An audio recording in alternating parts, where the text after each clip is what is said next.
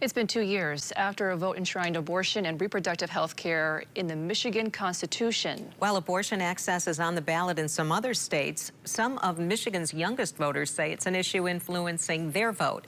News 8's Josh Sanchez has more from Kalamazoo.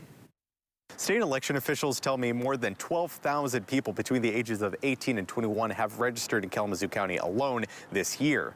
Some students tell me that the future of reproductive health care is one of the reasons why they're casting a ballot this November.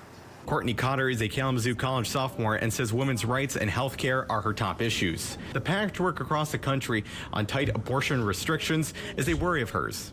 Doctors with women who are hemorrhaging or have some sort of issue with their reproductive system not being able to get the care that they need because of these laws.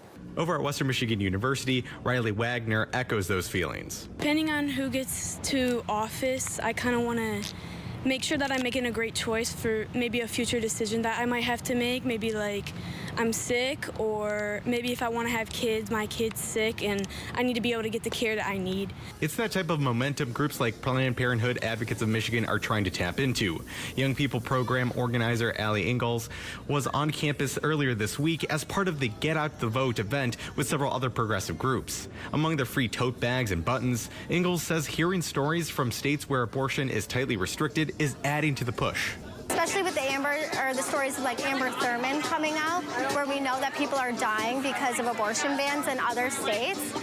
So students are voting for us as a country and not just for us as a state. Members with Right to Life Michigan hope to change the dialogue. Jaslyn Bailey is the student and young adult outreach coordinator at Right to Life. We really try to encourage them to get out the vote and encourage voting in their communities. The focus has shifted since 2022, rather changing the dialogue on abortion at the polls and changing it at home. Well, now we want to switch gears and focus on providing tangible resources to women who want to choose life for their child. Last month, the pro-life group Protect Life Michigan said online that organizers visited 8 different college campuses around the state as part of a 4-day tour with goals of reaching out to students.